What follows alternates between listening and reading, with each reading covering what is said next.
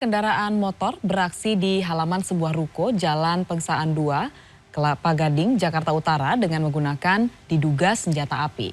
Sementara itu di kawasan Cipayung, Jakarta Timur ada satu unit motor milik tukang servis AC yang raib.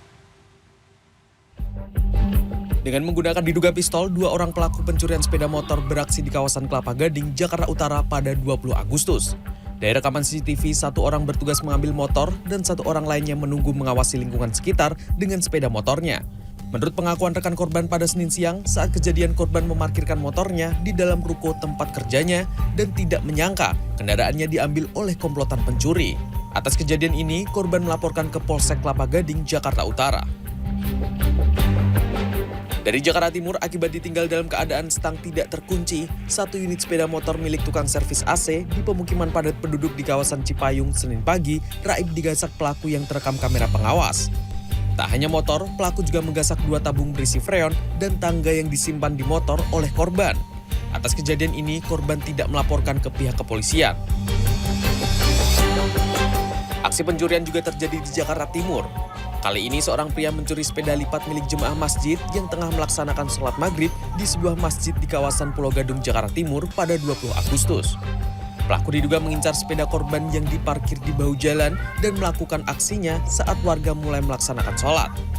Dari pantauan CCTV, pelaku berpura-pura menunggu di depan sebuah masjid di Jalan Cipinang, Jagal, Pulau Gadung, Jakarta Timur. Setelah terlihat sepi, pria yang mengenakan topi dengan celana panjang ini langsung menghampiri sepeda yang terparkir di depan rumah warga dan mengambilnya dengan cepat. Tim Liputan CNN Indonesia. Di informasi berikut ini ada seorang mahasiswi Institut Pertanian Bogor yang tewas saat melaksanakan penelitian di Laboratorium Fakultas Peternakan.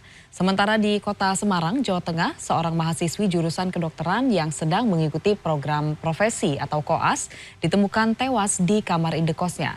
Di dekat tubuh korban, polisi menemukan sejumlah obat. Seorang mahasiswi berinisial DW ditemukan tewas di dalam kamar indekosnya di Jalan Kijang Utara, Kecamatan Gayamsari, Kota Semarang pada Senin sore, 21 Agustus. Mahasiswi jurusan kedokteran di salah satu universitas di Jakarta ini diketahui masih menjalani koas di Rumah Sakit Bayangkara, Semarang. Kondisi DW yang sudah tidak bernyawa pertama kali diketahui oleh sesama penghuni indekos. Pintu kamar DW akhirnya dibuka paksa setelah mereka melihat korban tidak bergerak di atas tempat tidurnya. Polisi yang menerima informasi ini kemudian mendatangi lokasi kejadian. Dari olah tempat kejadian perkara, polisi tidak mendapati tanda-tanda kekerasan di tubuh korban. Jenazah korban selanjutnya dibawa ke Rumah Sakit Bayangkara, Semarang untuk penyelidikan lebih lanjut. Mayat langsung kita kirim ke Rumah Sakit Bayangkara. Ada luka kekerasan? Sementara tidak ada, luka kekerasan tidak ada. Cuma kita mencurigai ada sesuatu karena dikunci dari dalam. Ada obat-obatan? Ya di dalam ada obat-obatan itu, kemudian ada minuman keras juga, botol juga.